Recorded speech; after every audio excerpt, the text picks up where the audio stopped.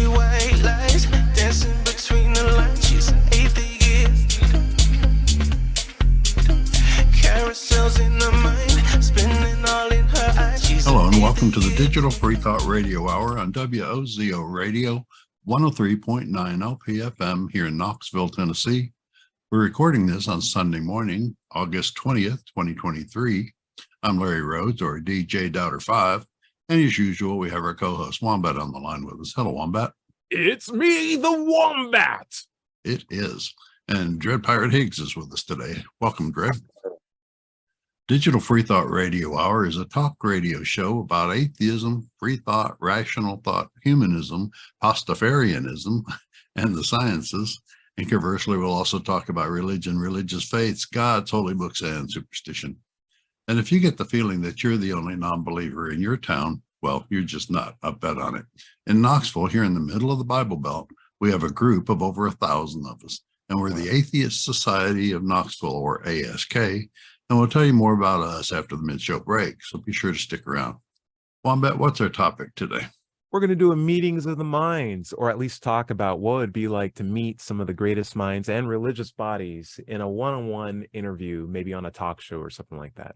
Sort of like what they did with that show that you referenced. What was the name of that show again, Larry? It was Steve Martin's Meeting of the Minds. It was done back in the 60s, I think.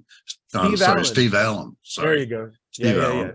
Steve Allen, yeah. So I thought that'd be an interesting thing to go through. What happens if you have the likes of Charles Darwin, followed by God, followed by Jesus, followed by Flying Spaghetti Monster, all sitting, doing talks and figuring out what has come about with the things that they may have discovered or, presented to humanity, and how would they react to advancements that have been made or recent revelations, if you will. But before we get into that, let's call that the meat and potatoes of today's show.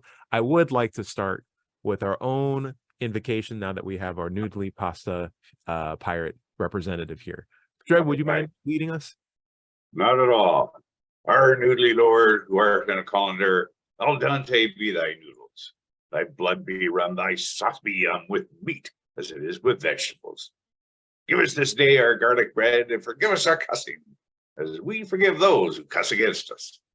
And lead us not into ketoism, but deliver us some carbs. For thine are the meatballs, and the noodles, and the grog, whenever and ever. Man. Hey, Dread, how have you been? Working like a dog, man. I could tell. They made you get rid of the beard. Well, yeah, that's actually been a while. Yeah. Okay. Yeah, I just have to be able to wear a respirator. Sure. Yeah. Working in the oil and gas industry here, so you have the respirator face look right now. Like it's like, they got rid of this, but they let me keep this. I'm still keeping this. You can't get rid of all. Believe me, I look like 30% of all the guys here. Okay. Just by virtue of that fact. How has been the work, and how's the fire situation recently? I know a lot of smoke. Well, but it's not too bad. Actually, where I live, my Western Canada. Western Canada. She sent me some photos of the smoke that's been coming in there, and it is thick. They have to wear masks going outside because it's like the entire exterior is like the inside of a burning house. Right. If you are young, say like 30s, and you have some disposable income, invest in a good respirator mask. You don't necessarily need the cartridges right now, but similar to how everyone was hoarding face masks and they were suddenly off the market and like 10 times worth the price, and the things that you could get were substandard in quality because they were just making them in bulk to basically make a profit. It's always good to just have a good respirator on hand. It's one of those really valuable PPEs that you don't want to compensate or compromise on quality, particularly in the rush of an emergency. And you never know when there might be a big fire or some weird climate change ordeal that causes you to absolutely need one. My 2 cents. Dread, or you can pray. That's always a good option too. Much more cheaper, much more available, but effective. We'll find out. Larry Rhodes, would love to catch up on you. How you been? You look like a guy who just met some friends. I'm sorry? Yeah. You look like a guy that's just met some friends. Yeah, I did. I met with Eric yesterday, Boudreaux from Kentucky. He came down to pick up a Tesla. Nice. Yeah, so we Wow. have a dealership here in Knoxville. So we got together for lunch with his parents. His wife and his father. So it was good meal, Nice. good company. Nice. Yeah, I'm surprised there's not one in Louisville or Versailles or in any of the other areas in Kentucky. It's Knoxville. Knoxville is the home Yeah. of Teslas. Like, don't knock Tennessee. Like, it has so many big cities. And the big cities are blue. You got to Yeah. remember that. True. The rest of it is rural red. It but is. The big cities are blue. And not only that, but like everybody in Tennessee is really, really nice. Like, even Mhm. it's just a really, really nice state to be in, and no sales tax. So Yeah. people Wait, rush from wait, all around the what? world to get- What? No state tax in Tennessee. Income No tax, state no state income tax. Yeah, no state. Yeah, we So do if have you sales buy- tax. Yeah, if you buy a lot of stuff, you're going to be taxed. Sure. All right, got it. But when it comes to turning in your taxes, it's no default like 20%, 30% out of your paycheck. You're like, what? That makes no no. sense. The federal government already took what they wanted. All right. Mhm. John Richards. Hello, let's see you John. come in. Welcome. We have Hello. an interesting show today. Would I'm love sorry, to check I'm- into you, though. Sorry I'm late, guys. I've been collecting the family from the airport. They've just got Ooh. back from their holes. Okay. I'm glad that England also calls them the airport too, and not like the ferry floaters or something like that, or like another term that I'm going to have to learn as an American. John Aeroflot. Richards. Hi, the Dred. loss. Nice to see you, Dred. And Great to see you. surviving the fires too. Truth. Yeah. Did you want the bad news? Okay. Sure. Spain beat England. No, in what? Cricket. Football. 3 different football. sports we just said: soccer, football, and cricket. It's one of those three. Okay, the mystery's still out, you guys. Women's World Cup football. Condolences. Okay. I didn't even know we had a women's football team. That's amazing. So, like, they have a lot of Actually, padding, You or do. You have they a have a drill? US. You have a US women's football team, and it's quite good, Are they kickers on the team? surprisingly. Okay, that's wonderful. Field Okay, goal kicker. yeah. Field goal kicker. They got the quarterback, everything like that. It's wonderful. Water boy. No, water girl. Excuse you, Dre. Water girl. Yeah. Yeah. John Yeah. Richards, how have you been? Cheerman. Chairwoman, yeah, chairperson, Yeah. yep. John Richards, how have you been? What's going on with you? I've been fine, thank you. Yep. Wonderful. And today's topic, John, is meeting of the minds. You remember that old show from the 60s and 70s, Steve Allen, The Meeting of the Minds? And he had people on there that would like play historical figures and talk to each other. I'm not sure that it aired over here. Excuse Okay, I'll put the link in I'm the in the chat. chat. You can check it out. And for those Okay. listening, I've got the link down below, or I will have. Yeah. So he I'm would be aware like, of I'm aware of Steve Allen, but not that particular show. I did see in the chat there. so he basically hosts late night talks with actors pretending to be historical figures, Cleopatra, Oh, right. Theodore Yeah. Roosevelt, stuff like that. And I was wondering, what if we can make that real? Which we can't, but let's just pretend we could. And instead of having the likes of Cleopatra, we had Charles Darwin or Jesus or Muhammad or even the Flying Spaghetti Monster sit across and talk about, hey, it's 2025, 2030, sometime in the future. Let's talk with the father of evolution about all the advancements we've made since his initial discovery. And I'd love to know how those members in his conversations would react to built on revelations after the point of their discovery. Because I Yeah. imagine some would actually be pretty open to it. For example, if you were to bring this up to Charles and say, hey, we found these things called germs. They're like tiny little animals and they evolve very quickly, or because they rapidly produce. Larry, what do you think? And he would be interested in knowing that we found the mechanism for evolution. Oh yeah. He did not Genes. know what the mechanism was, right? Right, exactly. Yeah, he'd be like, wait, is that in me too? It's like, yeah, it's in every cell. In fact, some cells even have multiple of them. And every living thing on Earth. Yeah, like it's really cool. This is like, it's like evolution, awesome, but we also found like some things don't take a long time to evolve. Some things evolve very quickly, like even large animals. We call it punctuated equilibria. And there's like this environmental nature. We found out absolutely humans are a facet of evolution, and we actually use it to make better medicine for people just based on like what their body types are and where they come from. Like we can look at someone's historical family record and recognize if they're at more risk for heart failure or different kinds of cancer, just based on like their genetic profile of how much melanin's in their skin or how much they work. Like, go ahead, Larry, going for it. Oh, I was just going to say, we could also show how closely we are related to other animals. Like, we can see how close, what our nearest evolutionary cousin is, like the bonobo ape or other apes, you know, so, and prove it. I he would have loved that. He would have loved it because he'd be like, man, everybody gave you a hard time about this. I knew this was going to go somewhere. I'm so glad you guys kept working on it. He would be open to hearing about all the things that spun off from his original idea. Exactly. And medicines based on it, whole theories of medicine. Although, of course, he was aware of artificial selection because they did quite a lot of breeding back in those days. So he knew that happened. Right. But the idea would, he wouldn't be so personally offended that we found out more things. No. And that he was wrong on some other aspects that we just lacked clarity on, because like he didn't know the tools or the mechanics, but he did have the observations, right?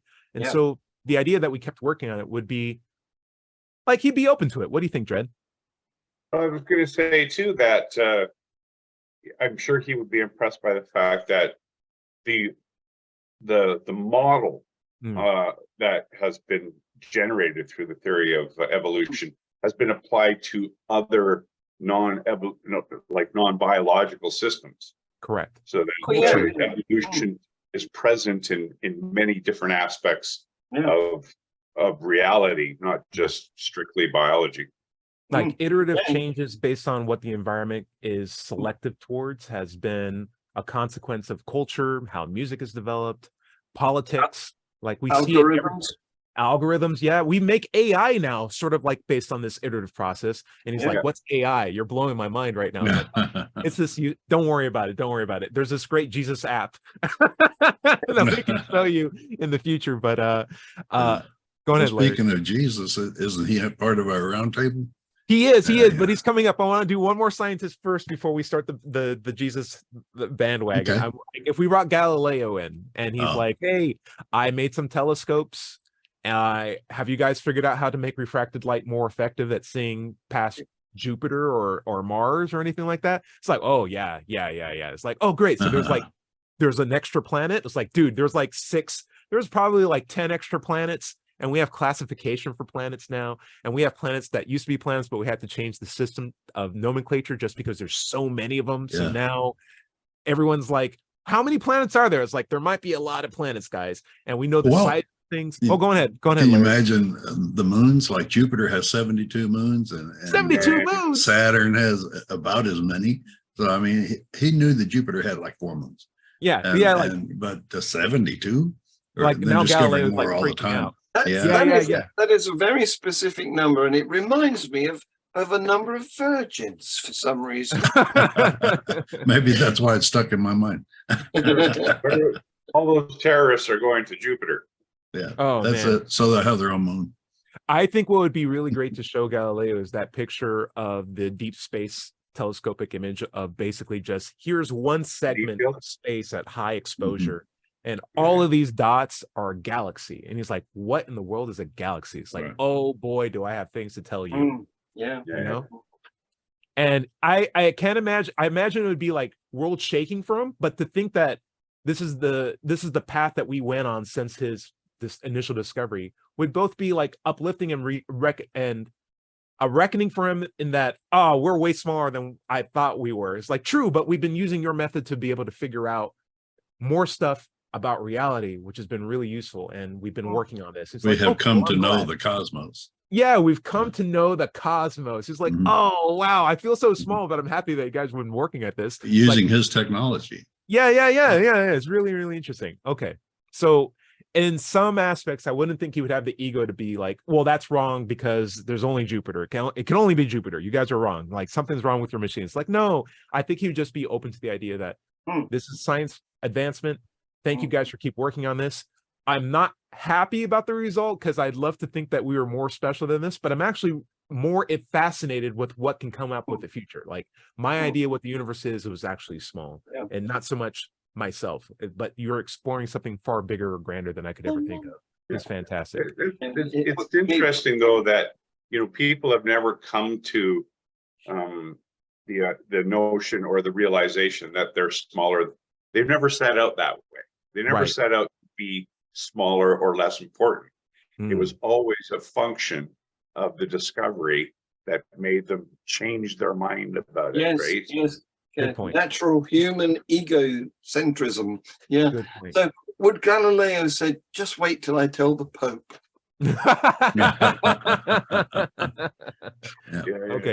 Okay. Okay. All right. All right. So we can have some religious people come in. I would like to remind people that we have some listener comments that we'll get to in the second half of the show. But say we bring in Jesus now. All right. So Jesus comes in, he sits down, and what could we potentially present to Jesus with regard to something that would show that, hey, some of the things that you were talking about, we were continuing to work on. I'll leave it open to the round table. Larry, I saw you move your hand. What do you got? No, I was waving back to the little person who's Larry, waving. it's called improv. And what do you got? What do you got for Jesus? I don't really have a lot of questions for Jesus. I would tell him that a lot of people have either misinterpreted or reconstructed his messages so that they call themselves Christians, although they do exactly the opposite of what Jesus taught. But they're called the far right now. But it's chosen people. What are you talking about? Yeah, I guess. It's like, I personally think he would be very surprised the at number. what happened. At what happened. At what Just by happened post because resurrection? that was never the intention, right? Like, you some of the things you read about him, like give up all your wealth and because the end is coming imminently. Yeah. But it was going to happen any He's- time. He'd probably Yes, say exactly. this is 2,000 years after I left. Really? Yeah. And you got more stuff than ever. Yeah. I What think are billionaires? What is this? Yeah. John Richards. So like they can afford 4 goats. John Richards. What do I'm you being think? pestered. The kids are back. Got As it, you got can it. tell. It's just one. Guess what? I'm being Guess what? pestered. Okay. So- Okay. Yeah, I was going to say about Jesus. Hmm.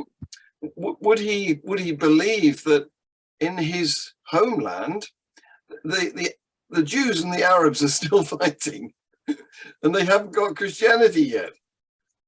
Ooh, I think from what, so there's an idea that I have in the back of my hand of Jesus would love that there's still conflict on earth, because one, that's what he spoke to, he foresaw this, right? And he would at least he wouldn't want the world to be complete world peace, because that's what heaven's for, right? So like the fact that there's still conflict, that there's still billionaires, that there's still imbalances in wealth, and that there's still people who are fighting is all part of the plan. As far as like what he did, what he provided was a path for salvation, not so much the solution for all strife and conflict on earth, right? And so he could sit back and be like, good. So people are still angry, still people are fighting, and there's a bunch of disparities. I'm glad my death has even more meaning now that there's even all these further injustices out in the universe. Larry, what do you think? Well, yeah, I think the point you made off camera before was a really good point, in that he would be amazed at how many splintered religions have come from his words. That there are literally thousands of Christian religions out there, but he might look around and see somebody wearing a crucifix with him on it and say, oh yeah, I think he would have a lot of this? merchandise. It's What's, like, oh, what's this? Yeah, I hate those. Yeah. Remind me of the worst day there. of my life. Yeah. So I basically have like this big binder of like, or Jesus would have this big binder of Christian denominations, and he's just flipping through the churches. He's like, no crucifix, just flipping through. It's like, all these have crucifixes. I hate these so much. Don't people realize that? It's like, ooh, could have been a good person, but had that bracelet with the cross on it. I hate crosses. I'm not about those. For those who don't know, a crucifix is a cross with Jesus on it, where a cross is just a cross. Right. So there is a difference. One's cheaper to make. So guess which one's more popular? Dread Pirate Higgs, it looks like you're holding back. Well, anything you can tell to Jesus as he sits smugly Just being like, Yeah. that there's problems. Hey, solve for X. Solve for a hex? Solve No. for X, like Solve in For algebra. X. Solve for X, okay? It's solve for X. Just, just that it would be so beyond his ability, Hmm. given the time, right? They didn't have math. They didn't, like, he's a carpenter, right? So he's trying to figure out the sides of a thing. So, one side is 2x. Right. Solve for X. He may not know He algebra wouldn't as be well. able to do it. You don't think he'd be able to do it? I feel like his dad would be able to do it. I feel like Jesus's dad, John, would actually be able to solve for X because he probably makes good tables. Whereas as a carpenter, he can actually probably like, okay, how much wood do I need to fit inside this building? Jesus, come over here. Let me show you how to do math. No, I'm busy dying for your sins. Oh, gosh, this teenager. They're teaching these preachers, the rabbis. Geez. I don't know what's up with this generation. I don't know how to raise kids. I make tables. John Richards, anything you want to say to Jesus? He's getting off pretty much scot-free right now. This is crazy. Yeah, if I could meet him, I would ask him when he's actually coming back. He said, This is what you're talking about. I'm right here. Yeah, Jesus says, I'm back now. And by the way, I expect there to be bifurcations because there's only one true path to me, and it's easier. It's going to be hard to make. I made it deliberately hard to follow my word. It's like passing a camel through an eye of a needle. Like, I didn't say it was like passing a beach ball through a giant hoop in the air. Like, no, like I made this deliberately hard on purpose. Because this life is a trial. Did you not understand that? Didn't I say that in your book? Well, he was referring to rich people. I'm talking to everybody. Yeah. No one, everyone, all your values mean nothing. The only one true value is me and my path to utter salvation. Anyone else going to say anything, or am I off scot-free? What do you do, right? Interesting. So like none of the natures of what we've learned better about philosophy or anything, what we've learned about how law or how to better treat people, or that the diversification of life not only applies to people, but also cultures. And there are a lot of different valid points of view, and we can work better with it. That we have systems where we've shown that women who have access to education can actually substantially improve the environments that they're in for everybody. That people of different colors and different backgrounds can actually get educations and have more influential positions in government. Like this idea of a tribalistic one chosen person is not a good system for setting up for I don't think he'd have the references to deal with it. What's that? Sorry. Go ahead, John. Sorry, John. I was going to say, those weren't his policies, were they? He didn't, according to what we know about him, he didn't insist on any of the things you've just listed. So I would actually say, like, he's made comments where what belongs to Caesar belongs to Caesar. If you got to pay taxes, pay taxes. I'm not here to overwrite the laws that exist. I'm here to present my one path to salvation. However, with such an influential figure that clearly his influence has affected not only government in America as we have today, but like the multitude of lives who sacrifice themselves for his messages and stories. He had a wonderful opportunity to enhance our culture by saying, hey, listen, if you stop slavery, or if you just said don't own people as property and keep up with what you're doing, we could have had a much better system to live in. Like, why continue the corruption? Why play part of it if you had such an influence on people to begin with? Larry, what was your I agree with what you were saying. I think good points all. However, I would be remiss if I didn't mention that he tried to bring compassion and empathy to a world sorely lacking in it. And it's a good message. Most of his messages were good. But I would tell him that in the 2,000 years since his last visit, with all the advances we have had in science and biology and medicine and electronics and all that, we've never found any evidence that there was a soul or an afterlife. And how did he come to that conclusion? And make him consider the fact that maybe he was wrong in his most emphatic or number one statements about the path to the afterlife is through me. So but there's a way more reliable way to the truth, and that is through, as we know, scientific methodology. Right. Not just faith. Spiritualism. Right. Now, here's the part where I start thinking Jesus will get off his chair a little bit and lean forward and be like, what do you mean I have messages about peace and how to love everybody? That's not what I'm about. If you read Matthew 10, it's don't think I've come here to bring peace to the earth. I am not come to bring peace. He says it twice. I'm here to be a sword. I'm here to set men against their fathers, daughters against their mothers, daughter-in-laws against mother-in-laws. I am here to make sure that there will be foes within households. I'm here to bring the fire. You guys are all going to hell. I will go into churches or synagogues and start knocking down things and being like, you guys need to start worshiping me towards your path to worshiping my father. It's a good point. I am the son of God, like straight up. Yeah, that for people who are cherry picking the Bible, anybody can pick what they want to out of it. Like the hell and brimstone, fire preachers are going to pick that portion. The people who want to love and cherish each other are going to pick other portion. Like, do not call each other sinners if you can't, if you have sin yourself, etc. He stuck up for the little person and the downtrodden, etc., etc. But there are words in the Bible that will support whatever view you have, which makes it a Rorschach test. And he said, of course, that he endorsed the Old Testament. He didn't. Right. He didn't Every jot and tittle. Yeah, right. Yeah. So I'd ask him why. Why did you endorse the Old Testament? Have you read it? Yeah. So is the argument then that he just has bad propaganda guys, or like his marketing team wasn't very effective, but he's perfect? It's like, listen, guys, I'm telling you from the beginning, I was perfect from the get-go. If my human mortal marketing team couldn't get the message across, that should be expected. They're not as perfect as I am. I have to work with what I can. You know, when you work with other people, you have to expect a lower degree of quality. It just is what it is. It's the nature of marketing and management. Sorry about that. You know, the thing to apologize. that he never wrote anything down. So I never wrote anything down. That's right. Yeah.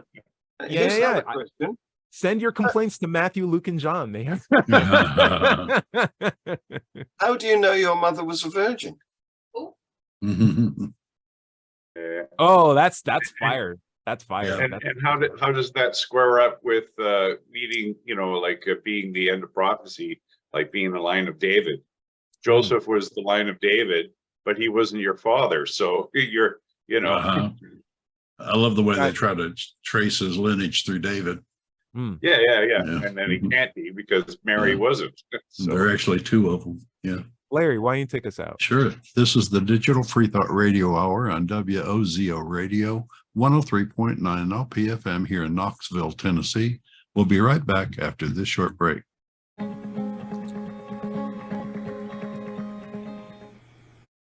Hello, and welcome back to the second half of the Digital Freethought Radio Hour.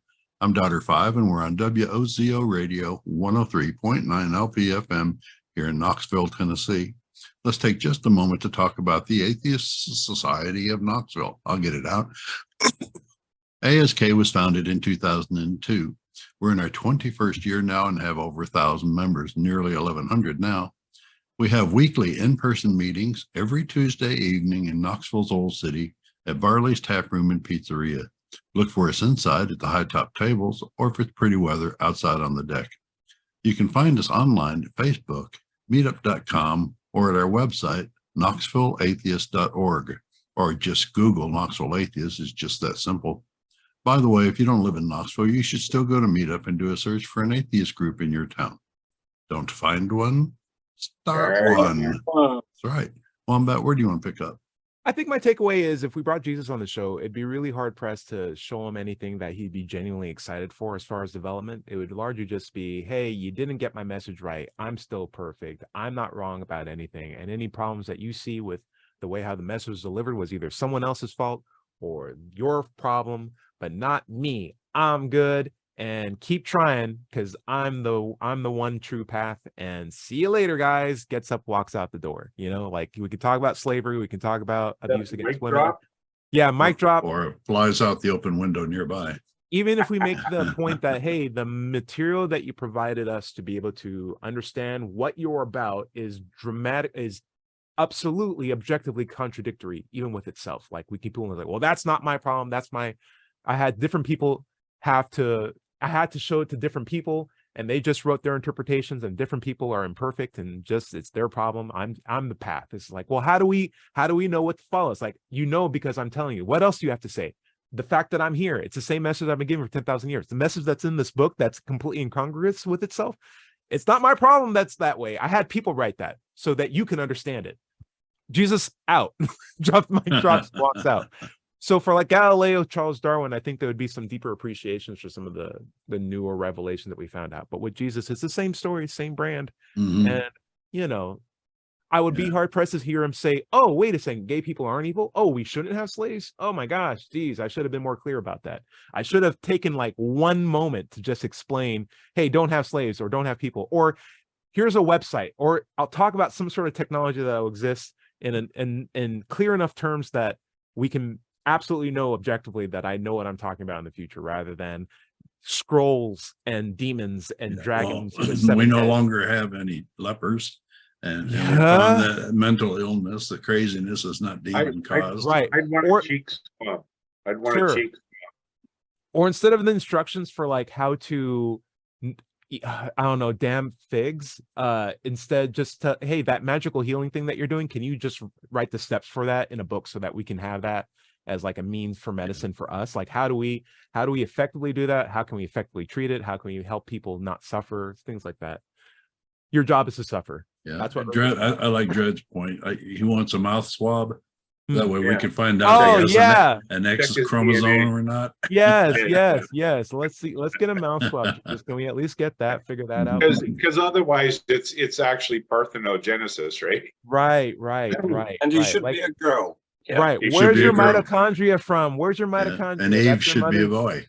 Yeah. I want to see what your genes look like, man. All right. Next guest. You know him, you love him. He's made out of noodles and he's ready to canoodle. It's the flying spaghetti monster. All right. Flying spaghetti monster, everybody. Comes down from the ceiling in a big pile, or just like one big plop of noodles, fills up the chair. Yeah, I saw him.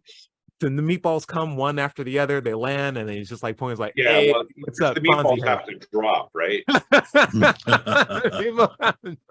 Dred, I don't want to speak for your God. I would love to hear recent advancements that we found out. Like Pastafarians would love to have more support in trying to figure out how to get their pictures even in driver's license. It doesn't seem like from a spiritual side that they're getting the assistance that Jesus and the likes of God are giving to their followers. What's up with that? Why aren't you supporting your followers more?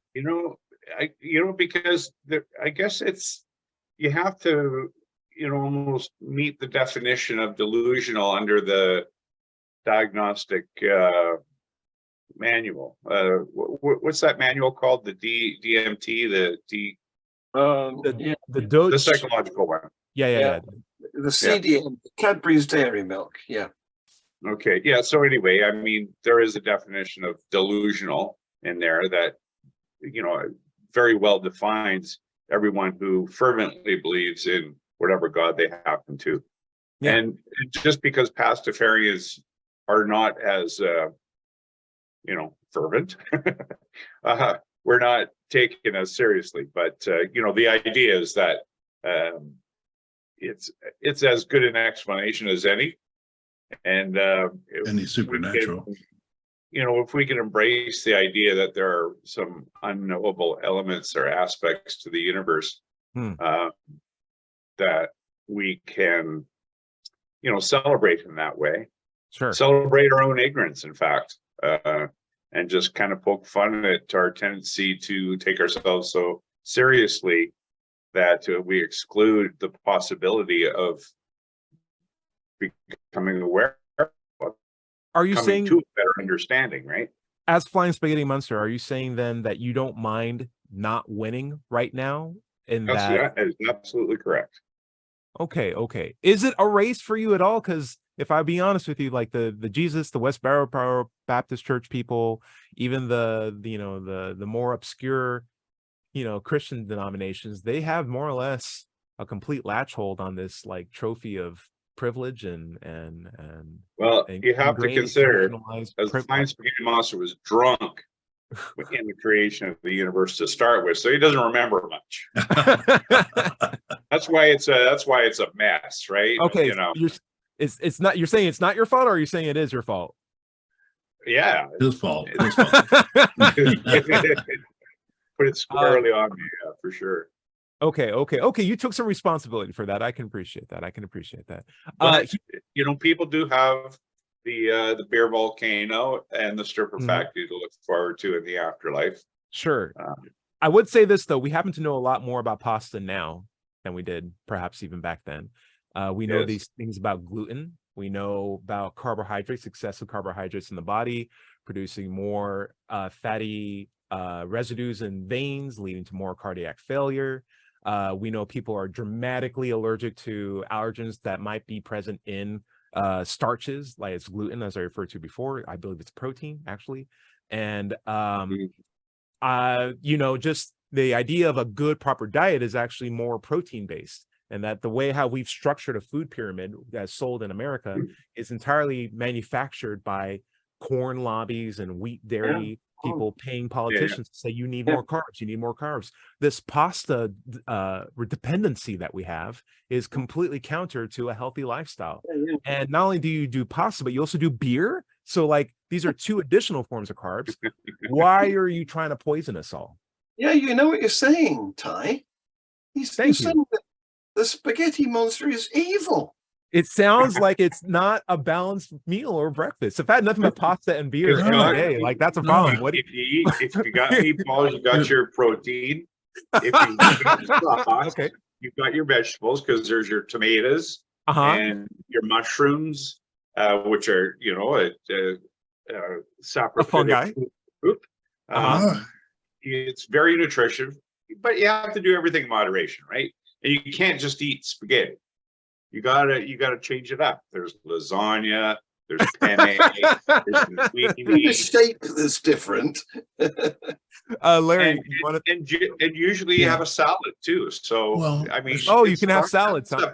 That's a well-balanced meal. It may be good, bad for your body, but this body is temporary. He's wanting us to go ahead and enjoy this life, eat all the pasta and whatever we need to, have our heart attack, and move on to the next life. Yeah, but is that he's reliable? Thinking of us all the time.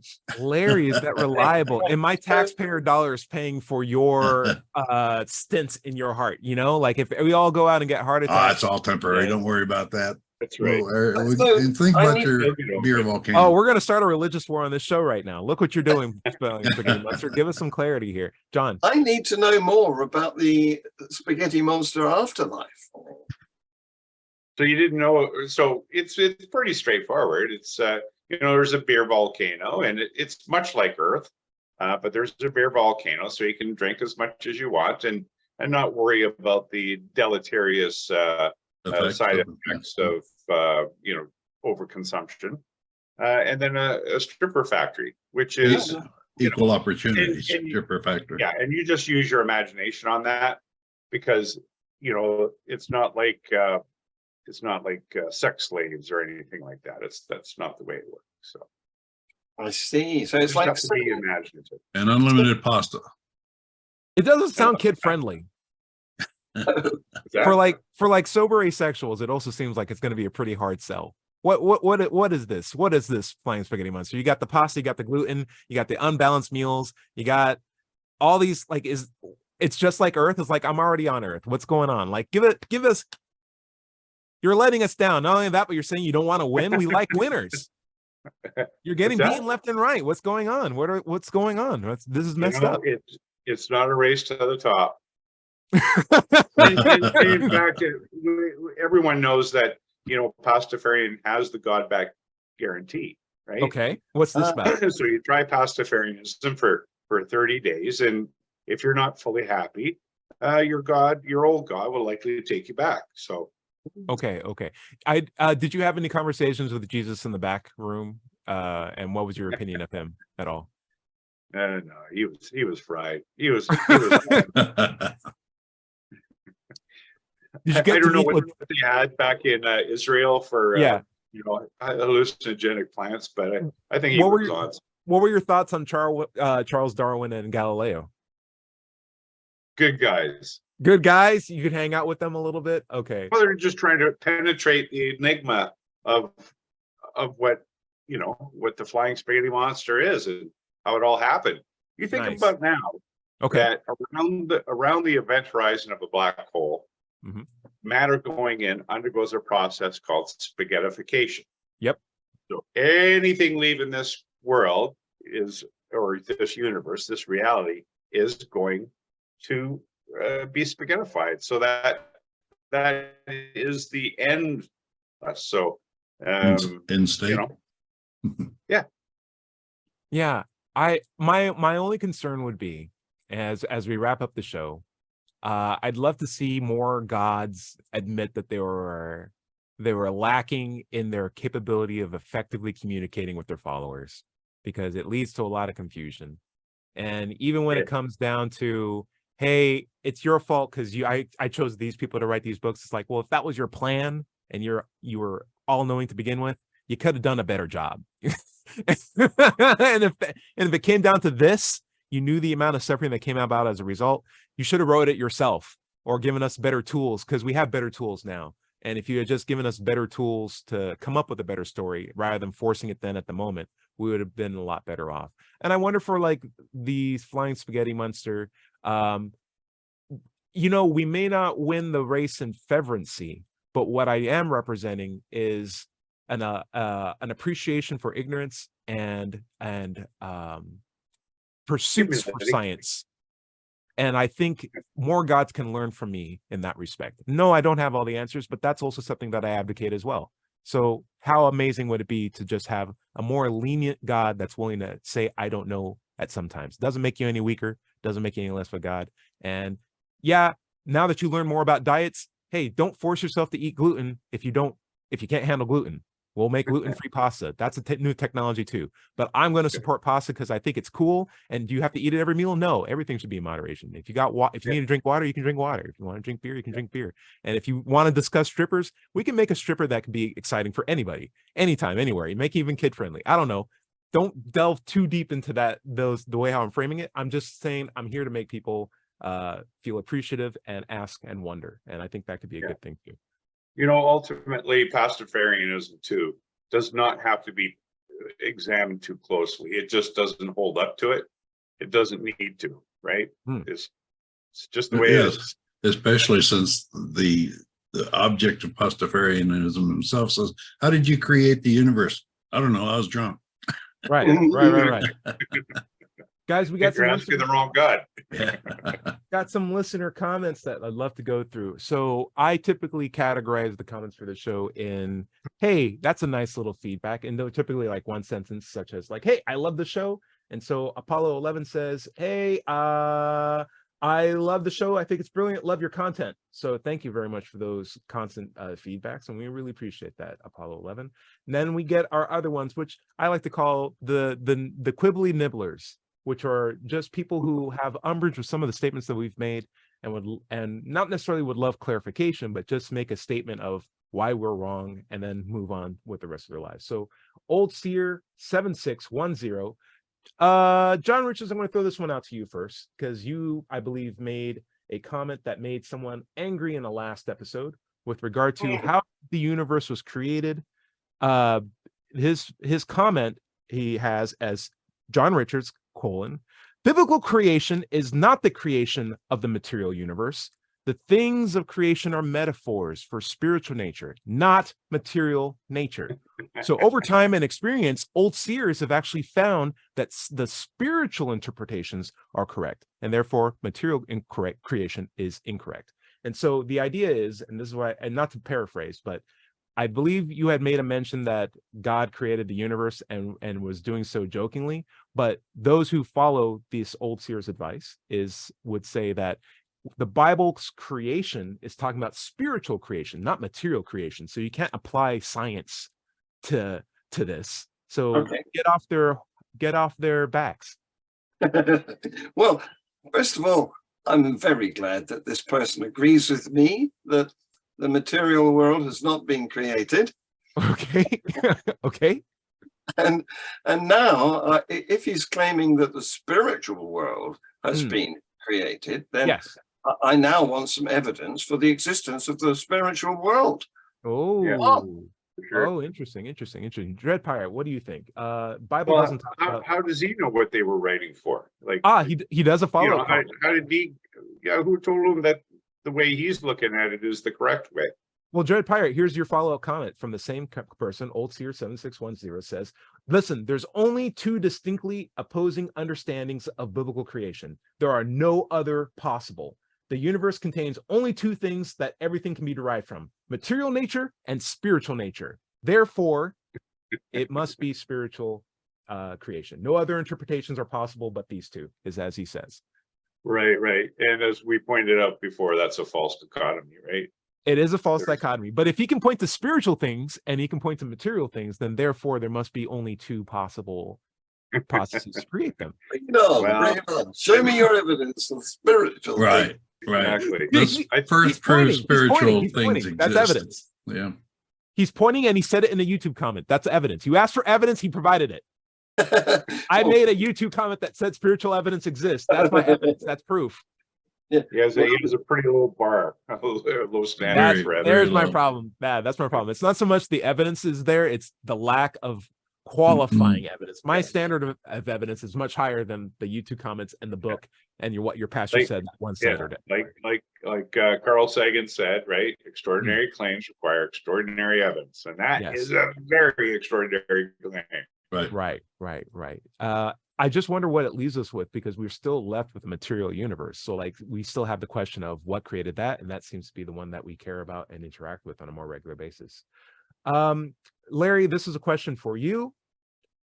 It's by Andre Christian 1529. I swear I'm not making these up, but they seem to always have like a Christian start and a number in the background, but either way, I like all of your ending remarks. This is for a comment when we were talking about the roles of women and men when we were talking about biology in previous episodes. Larry, I like all of your ending remarks on women, except the part where you think that Christians think women are low. That's actually very incorrect. We absolutely think of our women being more precious than rubies. And then he makes some quotes or citations to Holy Bible facts and real Christian faith facts.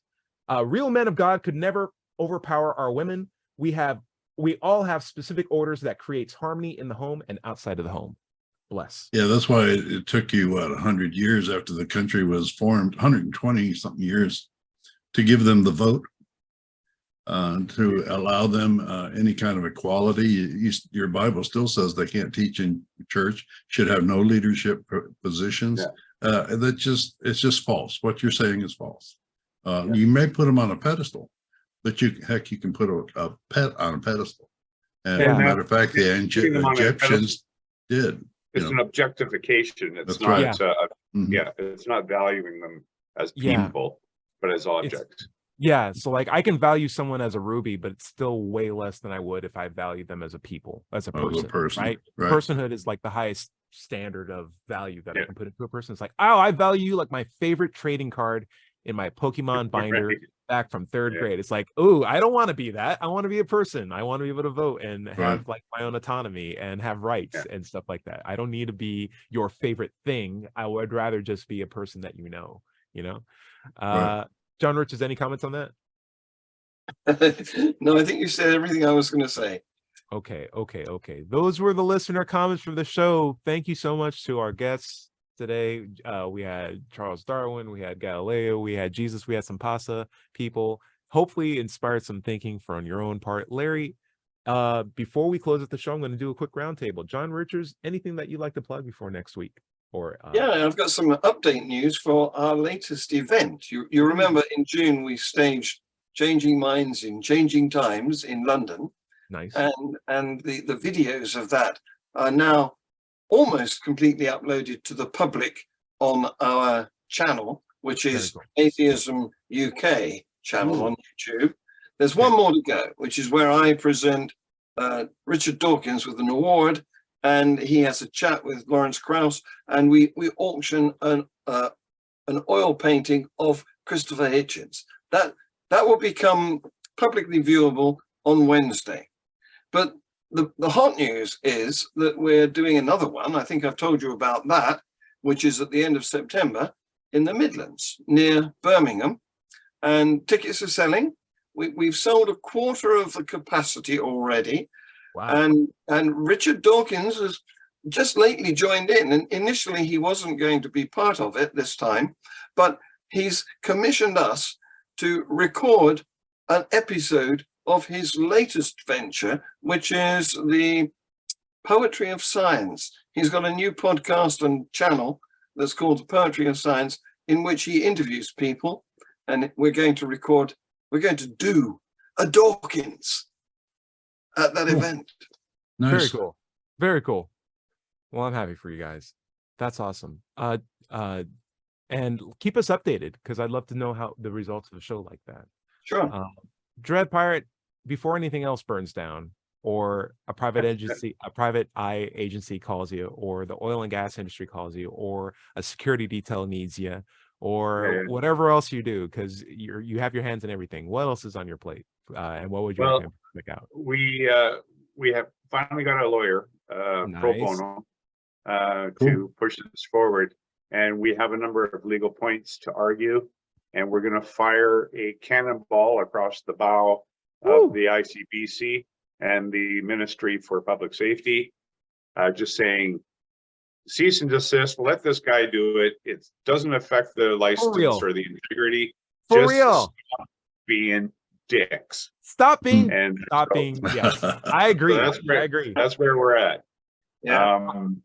And as much as possible, you know, I every week I have been recording short sermons or benedictions, which I then upload onto my channel, just so that the activity there is regular and there's always new content. So fantastic. I'm glad to play a part in that, because you're using my corporate account in order to do that, and I support it.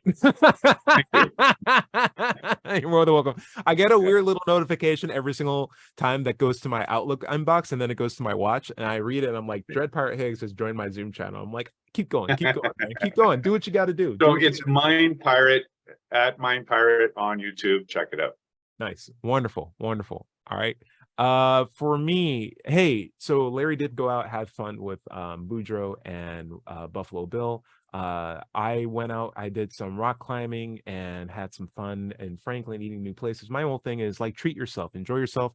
We're in like a really great time for summer, and before it gets too dark too soon and we start, you know, closing our doors, or some new pandemic comes around the corner, find a good way to treat yourself well and enjoy good moments from this year, because you know, we're about to enter a new political cycle.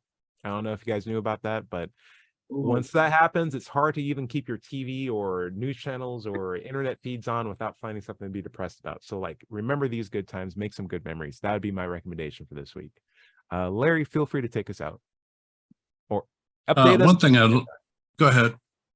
Go ahead, Larry.